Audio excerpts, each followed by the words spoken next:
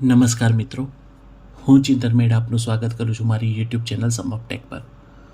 મિત્રો, અધ્યાપક સહાયકની ભરતી જે ડિસેમ્બર 2020માં જેની જાહેરાત બહાર પડેલી હતી, ત્યારબાદ મેરિટ ગણવાની પ્રોસિજર થઈ ગઈ, ત્યારબાદ મોક રાઉન્ડની પ્રોસિજર થઈ ગઈ. કદાચ જે કોઈ ઉમેદવારો છે હવે પોતાના દરેક કોલેજની અંદર રેન્ક જાણી લીધા હશે અને હવે ફાઇનલ ચોઇસ રાઉન્ડ જે એકચ્યુઅલી તો આજે અંતિમ ડેટ હતી, આજે અંતિમ તારીખ હતી, તેને એક્સટેન્ડ કરીને 13 તારીખ સુધી લંબાવવામાં આવી છે. હવે સૌથી મોટું કન્ફ્યુઝન એ થશે કે ઇન્ટરવ્યૂ કેવી રીતે નીકળશે.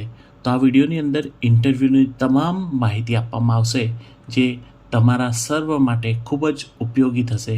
તો પ્લીઝ મહેરબાની કરીને અંત સુધી આ વિડીયો જોશો, જેનાથી તમને ઇન્ટરવ્યૂના કોલ લેટર કેવી રીતે નીકળશે અને ઇન્ટરવ્યૂની આખી પ્રક્રિયા કેવી રીતે થશે તેના વિશેની ખૂબ જ વિસ્તૃત રીતે માહિતી આપવાનો મેં પ્રયાસ કર્યો છે. હવે પહેલાં તમને લોકોને એક વસ્તુ જણાવી દઉં કે જે કોઈ ફાઇનલ ચોઇસ રાઉન્ડ બાદ ઇન્ટરવ્યૂ કોલ લેટર આવશે તો એમાં તમને ઇન્ટરવ્યૂમાં એક સીટ માટે 6 કેન્ડિડેટ બોલાવવામાં આવશે. હવે અહીં ફરીથી એકવાર એક અફવાઓ હોય કે પેપરમાં આવતું હોય કે 80/20ના માર્ક્સ છે, 95/5 જેવા માર્ક્સ છે, એટલે કે 80 માર્ક્સ મેરિટના ગણાશે, 95 માર્ક્સ મેરિટના ગણાશે. એવી કોઈ જ સિસ્ટમ અત્યારે ઉપલબ્ધ નથી. એવી કોઈ સિસ્ટમથી આપણા ઇન્ટરવ્યૂ થવાના નથી. જે કોઈ ઇન્ટરવ્યૂ છે કોલેજ મંડળ દ્વારા થશે, એટલે કે કોલેજ મંડળ દ્વારા સેન્ટ્રલાઇઝ જગ્યાઓ ઉપર ઇન્ટરવ્યૂ થશે અને જે કંઈ કમિટી મેમ્બર છે એ તમને બધા 5માંથી માર્ક્સ આપશે અને 5માંથી આવેલા માર્ક્સમાંથી એવરેજ કાઢી 5માંથી જેના પણ સૌથી વધારે માર્ક્સ આવેલા હશે તેને એ જ જગ્યા ઉપર ભલામણ પત્ર આપી દેવામાં આવશે, અપોઇન્ટમેન્ટ લેટર આપી દેવામાં આવશે અને એ ઉમેદવાર પછી ભરતી પ્રક્રિયામાં ભાગ લઈ શકશે નહીં. એટલે કે જે ઉમેદવારને નિમણૂક મળી જશે એ ઓટોમેટિકલી એ કોલેજ અને એ ઉમેદવાર બંને જે છે એ લિસ્ટમાંથી બાદબાકી થઈ જશે. આ ઉપરાંત જો જે પસંદગીવાળો ઉમેદવાર છે તે એવું કહે કે મારે આ જગ્યાએ નથી આવવું અથવા તો મંડળ એવું કહે કે મારે આ ઉમેદવારને નથી લેવું, તો એ સંજોગોમાં અથવા તો મીન્સ આમ કહી શકાય કે પસંદગી, અત્યારે તો ખાલી આપણે ઉમેદવારની જ વાત કરીએ કે ઉમેદવાર એવું કહે કે મારે આ જગ્યાએ નથી જવું, તો તેના બાદ જે પ્રતીક્ષા યાદી એટલે કે વેઇટિંગ લિસ્ટમાં જેનો નંબર હશે તેનો નંબર લાગશે. હવે જે મેઇન આપણું કન્ફ્યુઝન છે એ છે કે કઈ રીતે ઇન્ટરવ્યૂમાં કેન્ડિડેટ્સને બોલાવવામાં આવશે. હું ખૂબ જ ધીરે રીતે, ખૂબ જ વિસ્તૃત રીતે, ખૂબ જ ધીરેથી તમને આ તમામ ઉદાહરણો આપી સમજાવું છું. ખાસ તમે લોકો ધ્યાન આપજો. હવે આ એક બેઝિક ઉદાહરણ છે. બેઝિક ઉદાહરણનો મિનિંગ એ છે કે 1થી 6 નંબર આવેલા તમામ કેન્ડિડેટ્સના માર્ક્સ, જે મેરિટ માર્ક્સ છે એ જુદા છે. અહીં તમે જોઈ શકશો કે એકના એ નંબરનો કેન્ડિડેટ છે, એણે કોઈ કોલેજ માટે પ્રેફરન્સ દર્શાવ્યો છે, બરાબર, તો એના માર્ક્સ 94 છે, બીના 92 છે, સીના 91 છે, ડીના 85 છે, ઈના 84 છે અને એફના 80 માર્ક છે. તો આપણા નિયમ પ્રમાણે આ જે 6 કેન્ડિડેટ છે તે તમામ કેન્ડિડેટને કોલ ઇન્ટરવ્યૂ લેટર આવશે, બરાબર છે. તો આ 6 કેન્ડિડેટનો ઇન્ટરવ્યૂ કોલ લેટર આવશે. હવે આ 6 કેન્ડિડેટને ઇન્ટરવ્યૂ થશે. ઇન્ટરવ્યૂ ગાંધીનગર અથવા અમદાવાદ થશે અને આ 6 કેન્ડિડેટના ભલે મેરિટ માર્ક્સ જુદા છે પણ એમને 5 એવા કુલ 7 મેમ્બર અથવા તો ઓછામાં ઓછા 5 મેમ્બર દ્વારા 5માંથી માર્ક્સ મૂકવામાં આવશે. અને જે 5માંથી માર્ક્સ મૂકે એટલે ફોર એક્ઝામ્પલ 7×5 = 35, તો 35માંથી એના 30 માર્ક આવેલા છે, તો 30/7 કરીને જે માર્ક્સ આવે એવરેજ કાઢવામાં આવે અને જે પ્રથમ હશે એને જે છે અપોઇન્ટમેન્ટ મળી જશે. હવે ફોર એક્ઝામ્પલ એવું થાય કે ફર્સ્ટ નંબરવાળાને પણ એપોઇન્ટમેન્ટ મળે, બરાબર છે, આને પણ અપોઇન્ટમેન્ટ મળી ગઈ, અથવા તો આને વધારે માર્ક્સ ના હોય અને કદાચ 6થા નંબરવાળો 80 માર્ક્સવાળો છે એનું પણ જો ઇન્ટરવ્યૂમાં પરફોર્મન્સ સારું હોય તો એને અપોઇન્ટમેન્ટ પણ મળી શકે. એટલે આ મેરિટ માર્ક્સ માત્ર ને માત્ર શોર્ટ લિસ્ટિંગ માટે છે. હવે હું બીજી એક શક્યતા કહું છું કે આમાં તો બધાના માર્ક્સ જુદા છે, બરાબર. હવે ફોર એક્ઝામ્પલ આ કેન્ડિડેટ જે છે બી નંબરવાળો, એ બી નંબરવાળા કેન્ડિડેટને ઓલરેડી આના પહેલાં કોઈ ઇન્ટરવ્યૂ થઈ ગયો છે, એટલે કે આ માણસને પહેલાં કોઈક કોલેજે લઈ લીધેલો છે. તો આ માણસ જે છે, આ કેન્ડિડેટ જે છે, આ ઉમેદવાર છે, એનો નંબર અહીંથી જતો રહેશે. હવે તમે અહીં જોશો કે પહેલો નંબર આ છે, બીજો આ છે, ત્રીજો આ છે, ચોથો આ છે, પાંચમો આ છે, છઠ્ઠો આ છે. તો ઓટોમેટિકલી જે 7મો નંબર જે છે એને પણ ઇન્ટરવ્યૂ કોલ લેટર મળી જશે. એટલે કે 7મા નંબરવાળો જે કેન્ડિડેટ છે એનો ઇન્ટરવ્યૂ નીકળશે. આ પહેલાં જો બી કેન્ડિડેટને કંઈ ચાન્સ ના મળ્યો હોય અથવા તો બી કેન્ડિડેટ જો આ લિસ્ટમાં ઉપલબ્ધ હોય તો 7મા નંબરવાળાનો ઇન્ટરવ્યૂ કોલ લેટર નીકળતો નથી. પણ આપણે એ જોયું કે બી કેન્ડિડેટ કંઈક બીજી કોલેજમાં પહેલાં ઇન્ટરવ્યૂ થઈ ગયો હોય અધ્યાપક સહાયકની ભરતીમાં જ, તો એ ઓટોમેટિકલી નીકળી જશે. પણ હાલ આપણે એવું નક્કી કરીએ છીએ કે ટોટલ 6 કેન્ડિડેટ, એટલે કે આ પહેલો જ ઇન્ટરવ્યૂ છે, તો આ ટોપ 6 કેન્ડિડેટને લેવામાં આવશે. તો આ થયું ઉદાહરણ 1, બરાબર છે. આમાં શું છે, તો આમાં એક ઉદાહરણમાં એક કહેવામાં આવ્યું છે કે 6 કેન્ડિડેટના જો માર્ક્સ જુદા જુદા છે તો 6 કેન્ડિડેટ સુધીના આપણે બધા લોકોને બોલાવેલા છે, બરાબર છે. હવે આપણે ઉદાહરણ 2 પર જઈએ. ઉદાહરણ 2 પર જ્યારે આપણે જવાનું છે, હવે આ ઇમ્પોર્ટન્ટ છે. અહીં તમે જોશો કે જે પહેલો રેન્ક છે એના 94 માર્ક છે, બીજા રેન્કના 92 માર્ક છે, ત્રીજા 2 સભ્યો છે જેમના 91 માર્ક્સ થાય છે, બરાબર છે. અને અહીં એકચ્યુઅલી હું કૌંસમાં લખું છું આપણી સરળતા માટે 4 નંબર, બરાબર. અને અહીં 5 નંબર, પછી અહીં લખું છું 6 નંબર અને અહીં લખું છું 7 નંબર. હવે સાંકેતિક રીતે આપણે જે છે એ 6 કેન્ડિડેટ સુધી જ બોલાવવાના છે, એટલે કે અહીં સુધી જ બોલાવવાના છે. પણ અહીં તમે જોશો કે 3 નંબર જે છે એના પણ 91 માર્ક્સ છે અને સી જે કેન્ડિડેટ છે ડી છે એ બંનેના સેમ નંબર છે. એટલે આ બંનેનો તો ઇન્ટરવ્યૂમાં સમાવેશ થઈ જ જાય છે કારણ કે 4 સુધી પહોંચેલા છે. પણ 5 નંબર પર 6 અને 7 એવા બીજા 3 લોકો છે ઉપલબ્ધ. એટલે ભલે અહીં 6 લોકોને બોલાવવાના છે પણ આપણે 5 નંબર સુધીના કેન્ડિડેટ જે છે એના સેમ નંબર હોવાથી સાંકેતિક રીતે આપણે 1, 2, 3, 4, 5, 6 અને 7, બરાબર છે.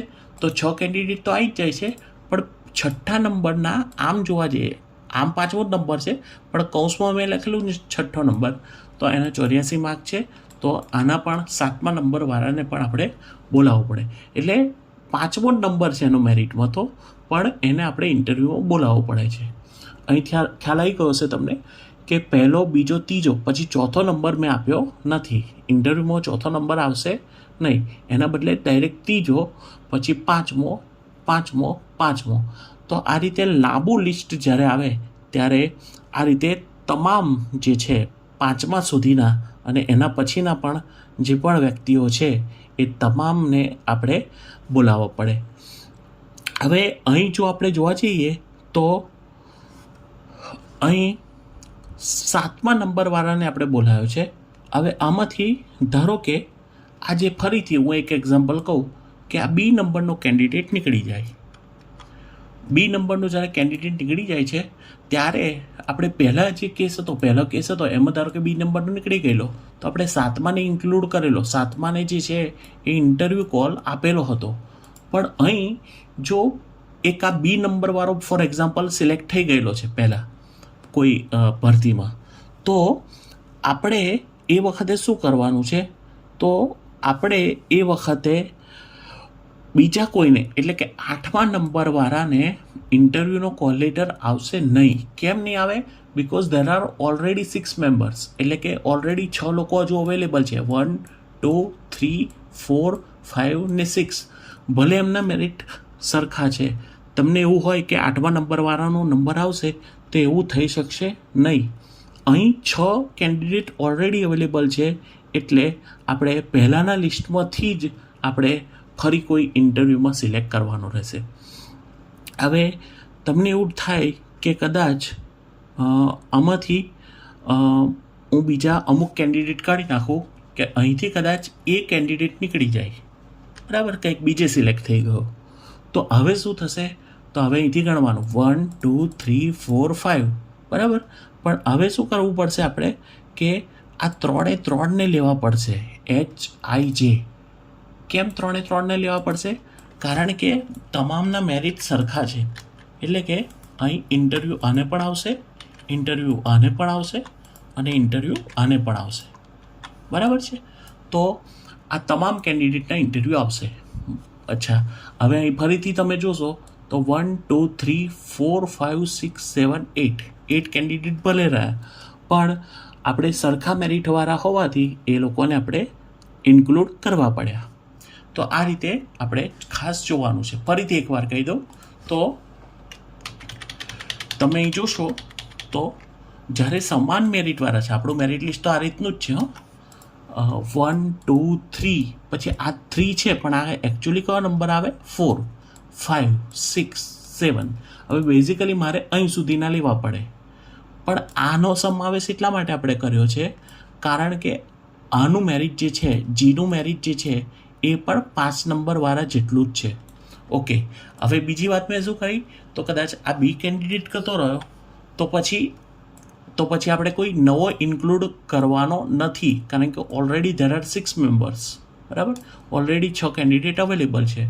પણ ધારો કે પહેલો નંબરનો કેન્ડિડેટ ગતો રહ્યો અથવા તો સિલેક્ટ થઈ ગયો, તો પછી આ જે છે એ તમામ કેન્ડિડેટ્સ આપણે સિલેક્ટ કરવા પડે છે, બરાબર છે. ઓકે, આ અને આ બંને એક્ઝામ્પલો જુદા હતા. હવે હું ત્રીજા એક્ઝામ્પલ ઉપર આવી જાઉં છું. ત્રીજું એક્ઝામ્પલ તમે અહીં જોશો કે પહેલા નંબર પર 94 માર્ક્સવાળો, બીજા નંબર પર 92 માર્ક્સવાળો અને છેક CDEFGHIJ સુધી બધાના સેમ મેરિટ છે. એટલે કે અહીં 3 નંબર સુધીના જે લોકો છે એ તમામના 91 મેરિટ છે. તો આ તમામને ઇન્ટરવ્યૂ માટે બોલાવવા પડશે. અચ્છા, હવે આ નંબરો આમ જોવા જઈએ તો 3 છે, પછી આ 4 છે, 5 છે, 6 છે, 7 છે, 8 છે, 9 છે અને 10 છે. તો અહીં સુધીના કેન્ડિડેટ્સ આપણે બોલાવવા પડે, બરાબર છે. એટલે કે જ્યારે બીજા કે ત્રીજા કે પહેલા નંબર પર વધારે કેન્ડિડેટ્સ હોય ત્યારે જે કંઈ એપ્લિકેબલ હોય એ તમામ લોકોને આપણે બોલાવવા પડે. પણ એ 6થી વધી શકે છે. એ સાંકેતિક રીતે 6 લોકો છે, પણ 6થી વધારે કેન્ડિડેટ્સ પણ એમાં આવી શકે છે. અચ્છા, હવે આમાં હું એક આગળ વધું કે આમાં ધારો કે હું બી કેન્ડિડેટ કાઢી નાખું છું, તો શું આમાં 6 કેન્ડિડેટથી વધારે થઈ જાય છે? 1 2 3 4 5 6 7 8. તો આ લોકોના ઇન્ટરવ્યૂ કોલ નીકળશે અને આમાં બીજો કોઈ કેન્ડિડેટ એડ થશે નહીં. અચ્છા, એના બાદ કદાચ હું એવું કરું છું કે જી કેન્ડિડેટ પણ આગળ પહેલાં સિલેક્ટ થઈ ગયો છે, તો અહીં ફરીથી ગણવામાં આવશે 1 2 3 4 5 6 અને 7. એટલે ફરીથી કોઈ પણ કેન્ડિડેટ એડ કરાશે નહીં. અચ્છા, આમાંથી એ કેન્ડિડેટ પણ સિલેક્ટ થઈ ગયો છે, તો હું ફરીથી ગણું છું 1 2 3 4 5 6, બરાબર. તો આ 6 કેન્ડિડેટ ફરીથી આપણે એ લોકોને ઇન્ટરવ્યૂમાં બોલાવવા પડે. અહીં પણ કોઈ એક નવો કેન્ડિડેટ આપણે એડ કરવો ના જોઈએ. પણ અહીં જો કદાચ આ ડી કેન્ડિડેટ જતો રહે છે, બરાબર છે, તો હવે જુઓ 1 2 3 4 5, આ 5 કેન્ડિડેટ છે. એટલે આ 10મા નંબરના કેન્ડિડેટને આપણે જે છે એ ઇન્ટરવ્યૂમાં સમાવેશ કરવો પડે. એટલે કે આપણે આગળના કેન્ડિડેટ લેવાયા કે નહીં એના ઉપર પણ પાછળના કેન્ડિડેટનો ઘણો બધો આધાર રહેલો છે. ઓકે, તો આ રીતે આપણે સમજણ આપી દીધી છે. આ વસ્તુ તમે ખૂબ જ સરળતાથી સમજો એટલા માટે હું એ રીતે સમજાવીશ કે જ્યારે મેરિટ જુદું જુદું હોય ત્યારે તો 6 કેન્ડિડેટ આવી જ જાય છે.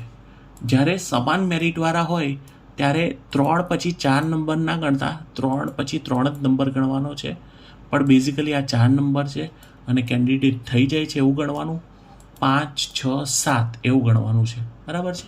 તો આ એક મેથેમેટિકલ ફોર્મ્યુલાથી આ આગળની પ્રક્રિયા વધશે.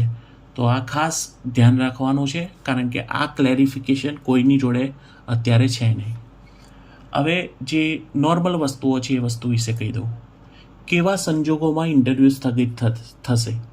જો કોલેજ મંડળ પ્રથમ ક્રમે પસંદ કરેલ ઉમેદવારને સ્વીકારવા માટે બાંહેધરી ના આપે તો, એટલે કે કોલેજ મંડળ 5માંથી જે કંઈ સરેરાશ એવરેજ માર્ક મૂક્યા અને ફર્સ્ટ આવી ગયો, પણ કોલેજ મંડળ એવું કહે કે મારે આને નથી લેવો, મારે આને મારી કોલેજમાં અપોઇન્ટમેન્ટ નથી આપી, તો એવા સંજોગોમાં ઇન્ટરવ્યૂ સ્થગિત થઈ જશે, એ ફરી થશે નહીં. અને જે કેન્ડિડેટ આપ્યો છે તો એમને લેવો પડશે, પણ જો ના આપે તો એ ઉમેદવારને પણ નિમણૂક મળશે નહીં, પણ એ લોકોને ફરી ચાન્સ નહીં મળે. જો 2 વખત ઇન્ટરવ્યૂ કમિટીનું કોરમ ના થાય તો, એટલે કે ઇન્ટરવ્યૂ કમિટી માટે એક ઉમેદવાર હોવો જોઈએ, 5 જે સમિતિના સભ્યો હોવા જોઈએ. જો કોરમ એટલે શું? એક માપ, એક કહેવાય કે ક્રાઇટેરિયા. જો 2 વખત ઇન્ટરવ્યૂ કમિટીનું કોરમ ના થાય તો એનો ઇન્ટરવ્યૂ સ્થગિત થશે, ઇન્ટરવ્યૂ કેન્સલ થઈ જશે એ પોસ્ટનો. જો પ્રથમ ક્રમે પસંદ કરાયેલા અને પ્રતીક્ષા યાદીવાળે ઉમેદવાર જોડાવાની ના પાડે તો, એટલે કે કોઈ કેન્ડિડેટને અપોઇન્ટમેન્ટ મળી અને એણે પણ ના પાડી અને વેઇટિંગ લિસ્ટવાળાએ પણ ના પાડી તો એ ઇન્ટરવ્યૂ સ્થગિત થઈ જશે. જો કોર્ટ દ્વારા ભરતી પ્રક્રિયા પર સ્ટે ઓર્ડર આવે તો, આવું ઘણી વખત થાય છે કે કોર્ટ નિર્ણય કરે છે કે આ ભરતી પર સ્ટે ઓર્ડર આપવામાં આવે. 2015માં આવેલો હતો આવો સ્ટે. તો જ્યારે પણ કોર્ટ, જે નામદાર કોર્ટ છે, એના નિયમો પ્રમાણે જો ભરતી પ્રક્રિયા પર કોઈ સ્ટે આવે તો ઇન્ટરવ્યૂ કેન્સલ થશે. ઇન્ટરવ્યૂ કોરમ કેવી રીતે ગણવાનો છે? કોરમ એટલે ઇન્ટરવ્યૂને સફળપૂર્વક કરવાના પરિમાણો, એટલે કે માપ. ઓછામાં ઓછો ઇન્ટરવ્યૂમાં એક ઉમેદવાર હાજર હોવો જોઈએ. ઓછામાં ઓછા 5 સભ્યો હાજર હોવા જોઈએ ઇન્ટરવ્યૂમાં, જેમાં 2 કોલેજ બહારના નિષ્ણાતો હોવા જરૂરી છે. એટલે કે કોલેજના જે છે, હમણાં આપણે પાછળથી ડિસ્કસ કરીએ છીએ કે કયા કયા લોકો સમિતિમાં હશે, પણ કોલેજ બહારના એટલે કે યુનિવર્સિટીના અથવા તો અન્ય કોલેજના સબ્જેક્ટ એક્સપર્ટ 2 હોય તો જ ઇન્ટરવ્યૂનો કોરમ થાય. કયા કયા લોકો હશે? તો ટ્રસ્ટીશ્રી એટલે કે સેક્રેટરી અથવા ચેરમેન હોય, સરકારી પ્રતિનિધિ એટલે કે કોઈ આચાર્ય આવશે, સરકારી કોલેજના આચાર્ય આવશે, આચાર્ય જે કોલેજમાં તમે ઇન્ટરવ્યૂ આપવાના છે એ આચાર્ય, વિષય અધ્યક્ષ એટલે કે હેડ ઓફ ધ ડિપાર્ટમેન્ટ, તમે જે કોલેજમાં જવાના છો, જે સબ્જેક્ટમાં ત્યાં જે સિનિયર ફેકલ્ટી હોય, HOD હોય, એ VC પ્રતિનિધિ એટલે કે VC જેને નોમિનેટ કરે એ પ્રતિનિધિ. અચ્છા, વિષય અધ્યક્ષ જો ના હોય તો કદાચ તમે રિટાયર્ડ અથવા તો અન્ય કોલેજના પ્રિન્સિપલ, અન્ય કોલેજના સબ્જેક્ટ એક્સપર્ટને રાખી શકો છો. સરકારી કોલેજના આચાર્ય સરકારી પ્રતિનિધિ તરીકે હશે અને તે આરંભથી અંત સુધી રહે. એટલે કે ઇન્ટરવ્યૂ પ્રક્રિયાના આરંભથી અંત સુધી સરકારી પ્રતિનિધિ હોય, અને સરકારી પ્રતિનિધિનું કામ જે ઉમેદવાર છે એને ભલામણ પત્ર આપવાનું છે. હવે ભલામણ પત્ર એટલે શું? કે ભલામણ પત્ર એટલે અપોઇન્ટમેન્ટ લેટર નથી. ભલામણ પત્ર એટલે ઉચ્ચ શિક્ષણનો એક લેટર જે તમને એવું જણાવે છે કે તમે આ કોલેજમાં સિલેક્ટ થયેલા છો. હવે એ ભલામણ પત્રના આધાર ઉપર જ આપણો અપોઇન્ટમેન્ટ લેટર, આપણી વહીવટી મંજૂરી, આપણી યુનિવર્સિટી માન્યતા, આ બધું આના ઉપર જ થતું હોય છે. એટલે ભલામણ પત્ર જે છે એ ખૂબ જ અગત્યની વસ્તુ છે.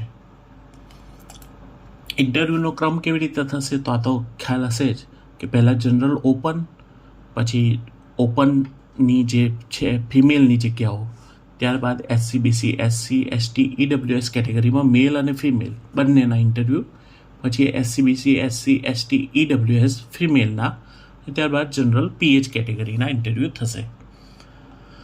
આ ઉપરાંત ઇન્ટરવ્યૂ કયા દિવસે થશે? ઇન્ટરવ્યૂ કોલ લેટર દર વખતે નવો જનરેટ થશે, તમારા પોર્ટલ પર જઈ અને લોગિનથી તમને મેળવી શકાશે. જેની જાણ ઈમેલ અને SMSથી પણ કરવામાં આવશે કે please download your interview call letter. મંગળવારે ઇન્ટરવ્યૂ થશે અને શુક્રવારે થશે. હવે મંગળવારનો જે ઇન્ટરવ્યૂ કોલ લેટર છે એ શનિવારે જનરેટ થશે, અને શુક્રવારનો જે ઇન્ટરવ્યૂ છે એ કોલ લેટર બુધવારે જનરેટ થશે. અમુક સબ્જેક્ટો જેમાં વધારે પોસ્ટ છે, જેવા કે કોમર્સ, અર્થશાસ્ત્ર, રસાયણશાસ્ત્ર, અંગ્રેજી, એમાં તો વધારે દિવસ પણ સમાલાપ યોજી શકાય છે, બરાબર છે. તો આ રીતનું આપણું ઇન્ટરવ્યૂ કોલ લેટરની માહિતી છે. આ ઉપરાંત ઇન્ટરવ્યૂ સમિતિનું લિસ્ટ, તેમાં કોણ કોણ હશે ઇન્ટરવ્યૂમાં, તો આમાંથી 5 મેમ્બર તો અવેલેબલ હોવા જ જોઈએ, વધારેમાં વધારે ઓછામાં ઓછા 5 મેમ્બર તો હોવા જોઈએ. આ ઉપરાંત જે છે ટ્રસ્ટી પ્રતિનિધિ, એટલે કે ચેરમેન હોય, સેક્રેટરી હોય, અથવા તો કોઈ કાર્યકારી સભ્ય હોય, જે કોલેજના હોય એના આચાર્ય તો હોય જ ઉપલબ્ધ. વિષય નિષ્ણાત તરીકે કોલેજ વિષય અધ્યક્ષ, એટલે કે તમારે ધારો કે ઇંગ્લિશ ડિપાર્ટમેન્ટમાં તમે જઈ રહ્યા છો તો ઇંગ્લિશ ડિપાર્ટમેન્ટના એચઓડી હોય. એ જ રીતે યુનિવર્સિટીમાંથી એક વિષય નિષ્ણાત હોય અને બીજા એક વિષય નિષ્ણાત યુનિવર્સિટીમાંથી જ હોય. એક શિક્ષણવિદ હોય, એક વીસી પ્રતિનિધિ પણ હોય અને એક બીજા વીસી પ્રતિનિધિ હોય. આ રીતની છે. હવે ઇન્ટરવ્યૂના સેન્ટર કયા કયા છે, તો ઇન્ટરવ્યૂના સેન્ટર છે સરકારી કોમર્સ કોલેજ સેક્ટર 15, સરકારી આર્ટ્સ કોલેજ સેક્ટર 15, સરકારી science college sector 15, Gujarat arts and science college noon Ellis Bridge, Gujarat commerce college morning Ellis Bridge, Gujarat arts and commerce college evening Ellis Bridge. આ અલગ અલગ જગ્યાએ તમારા અલગ અલગ સબ્જેક્ટના ઇન્ટરવ્યૂ થશે. એટલે કે કોઈ એક સબ્જેક્ટને કોઈ એક કોલેજમાં આપી દીધેલું હશે, બરાબર છે. એની અત્યારે જાણ નથી કરતા, પણ એ રીતે ધારો કે ફોર એક્ઝામ્પલ ઇંગ્લિશ હોય તો સરકારી કોમર્સ કોલેજ જે છે એમાં જ થાય, એટલે એ રીતે કંઈક વહેંચેલા હશે તમારા સબ્જેક્ટ, બરાબર છે. તો આ ખૂબ જ અગત્યની માહિતી હતી જે તમને ખૂબ જ મહત્ત્વપૂર્ણ ઉપયોગી થશે. તો ફરીથી એકવાર હું તમને કહી દઉં છું, આખી બધી સ્લાઇડો તમે જોઈ લો તો 1 થી 6 નંબર છે, તો અલગ અલગ મેરિટ હોય તો કંઈ પ્રોબ્લેમ જ નથી. પછી જેમ જેમ મેરિટમાંથી કેન્ડિડેટ જતા જાય, એટલે કે સિલેક્ટ થતા જાય, એમ પાછળવાળા મેરિટ જે છે એમનો નંબર આવતો જાય. ઉદાહરણ 2માં આપણે જોયું કે જ્યારે સેમ મેરિટવાળા હોય ત્યારે અમુક નંબરો જતા રહે છે, એટલે કે 3 પછી 4 ગતો રહ્યો, 5 પછી 6 ગતો રહ્યો, 7 ગતો રહ્યો, 8 ગતો રહ્યો. એટલે કે ત્યારે જે ટોપ 6 હોય એ રીતે જ કાઉન્ટ કરવાનું છે અને એ રીતે જ આપણે આગળ વધવાનું છે. ધારો કે 3જા નંબર પર જ અહીં આટલા બધા મેરિટ હોય તો તમામને ઇન્ટરવ્યૂમાં સમાવેશ કરવો પડે, બરાબર છે. અને ખાસ તો એ વસ્તુ જાણવાની કે એક કેન્ડિડેટ જતો રહે વચ્ચેથી, તો 6 અથવા તો 6થી વધારે થઈ ગયેલા હોય તો પાછળવાળાનો ક્રમ એમાં આવતો નથી. કેવા સંજોગોમાં ઇન્ટરવ્યૂ સક્સેસ થાય, તો એક કેન્ડિડેટ એટલીસ્ટ હોવો જોઈએ. અને મેઇન વસ્તુ એ છે કે મંડળ જે છે એ બાહેધરી આપવી જોઈએ, ઉમેદવારે પણ બાહેધરી આપવાની છે. અને જે ઉમેદવાર જે છે જ્યારે સિલેક્ટ થાય છે કોઈ કોલેજમાં, ત્યારે એને ભલામણ પત્ર મળે છે, અપોઇન્ટમેન્ટ લેટર મળે છે, અને તે ત્યારબાદ ભરતી પ્રક્રિયામાં ભાગ લઈ શકતો નથી, બરાબર છે. તો આ તમામ વસ્તુઓ મેં ખૂબ જ સારી રીતે સમજાઈ છે. હવે કોઈ કન્ફ્યુઝન હોય તમે તો કોમેન્ટ બોક્સમાં મને પૂછી શકો છો. Thank you.